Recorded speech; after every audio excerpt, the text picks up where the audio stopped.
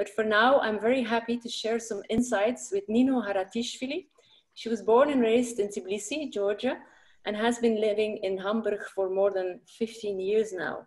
Good evening, Ms. Haratischwili. Good evening. You can hear me? Yes. I hope you and your family are doing okay. Yes, we're fine. I mean, times are quite challenging, but we cannot claim. Yeah, it's fine. Thank you. Okay. I suppose this peaceful existence, if I may call it that, stands in contrast to your childhood in the 90s, growing up in Georgia, when death and violence were far more present. Could you tell us a bit about those early confrontations you've had with death? Yes, I grew up during quite, maybe I can repeat this word, challenging times, because at that period it was 19th in Georgia and a lot of things changed. Soviet Union collapsed and there have been a lot of like economical crisis and social problems, but also civil wars.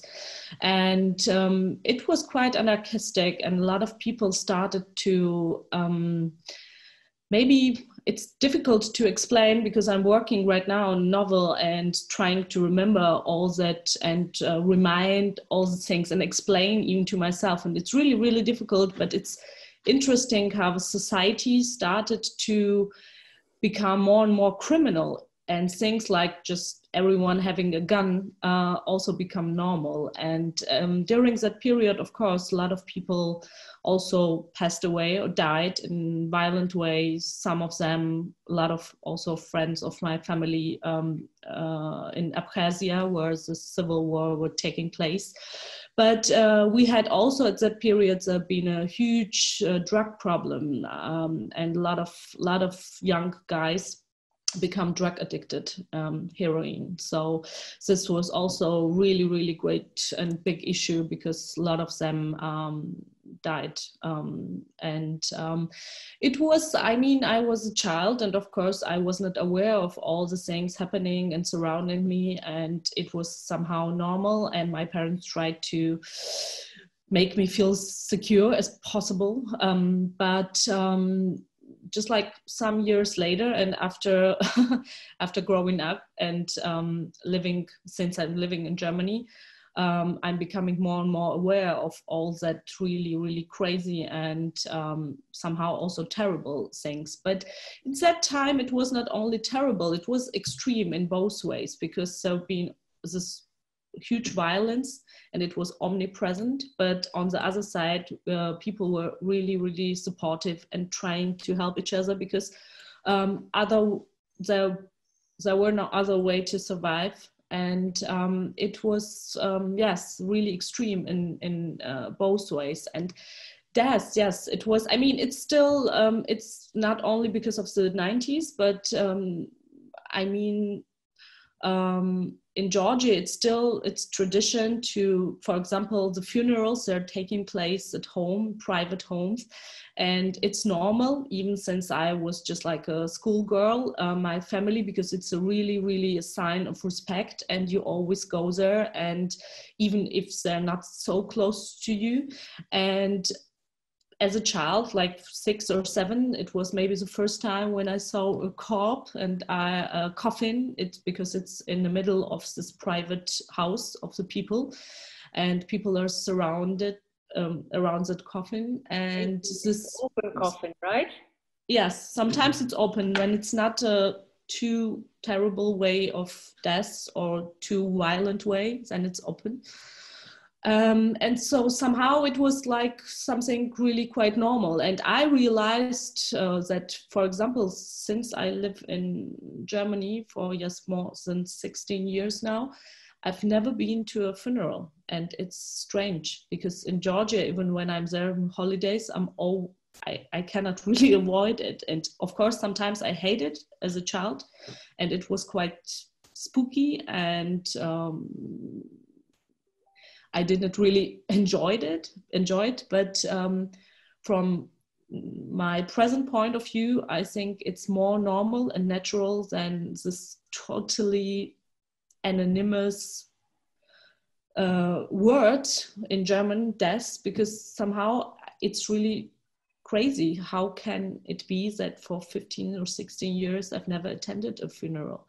And I've attended once, but it was just like only remembering someone, and it was not really, it was just like friends gathering and looking at some pictures and so on. Yes, it's quite. Maybe it's, if I understand you correctly, you're saying that it might be better to really confront it openly, however terrible or horrible the loss is. In the end, it's maybe healthier to have this confrontation. I think so. I think the Western culture, I mean, some weeks ago, I read this book from Joan Didion, The Year of Magical Thinking, where she's describing this year after her husband died of a heart attack. And she's mentioning that in Western cultures, this tradition of mourning and of grief, it's become somehow, it's a taboo. And people are kind of forced to do it on their ways and do it just like behind the closed doors. So I think, yes, I think somehow it's, you cannot really avoid it. And so I guess it's better. If I could choose, I would say, yes, it's always better to confront yourself with even if this terrible loss. And of course, these are things that are always really heartbreaking or painful, but still you cannot really suppress them. So I guess, yes. Yeah, during our interview, you also told me that when you were 12, your father was murdered, and without going into any intimate details, you told me that maybe the hardest part of it was that you and your family could not talk about it. So there the confrontation was kind of missing, and it made it extra hard for you. Yes, we were in Germany when it happened, and we did not go back because it was in 1955, and my mother had this working visa, and it would be really, really difficult to get back, and she was forced to stay in Germany because of different social problems, first of all, and she had this work, and she decided to stay. And I think that was a really, it was difficult for me because it was somehow abstract. I knew it, but because I did not attend a funeral and I was not able to grieve just like in an appropriate way, that was always, it stayed difficult, and it took me a lot of years, because even when I went back and went to the graveyard and so on, it was still somehow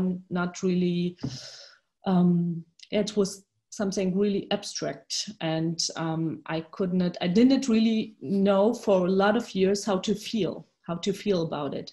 And that was really confusing. It confused me because I could not really express my feelings, and somehow it was, it was difficult, and it took me really, really long time to, to find the right way maybe to express the way I was feeling about it. And I mean, it was also difficult age. I was a teenager, and of course, this is also what makes more complicated. But yes, I think that was a really, really difficult decision also for my mother, not to go back. Mm-hmm. Yeah.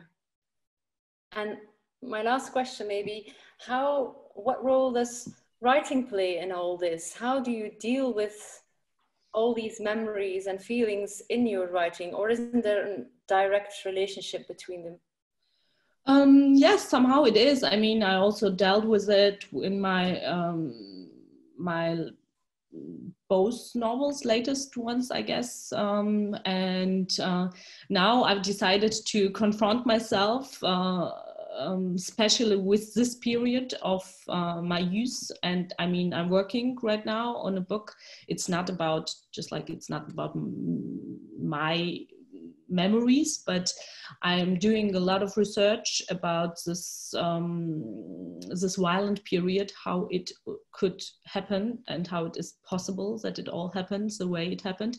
Because now when you go to Georgia, and even when I talk to some kids from just like younger generations, they cannot really imagine that everything, all that existed just like 13 years ago.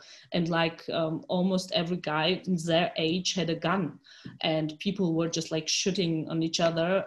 And it was like an El Dorado.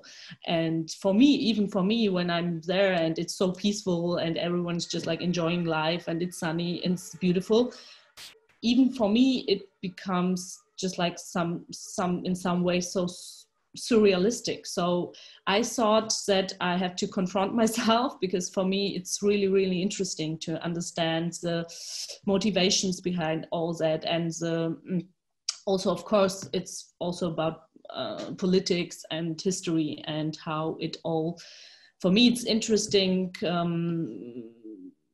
because of this, also of the Soviet mafia structures that I was not dealing with in my books yet. This was an issue I did not really wanted to do research or think about, because it's also really, really, it's not so, there's not so much positive about it. But it's really interesting, and somehow it's also shocking, because I know that all that happened. And I remember, for example, things like not to be allowed to go to a window in New Year's Eve because people were shutting, or just like going to school and we had to bring there some kerosene because we had no heating and so on. But still, I cannot really, I'm finding a way to bring it somehow in connection with myself and my present life, and even with the presence of Georgia.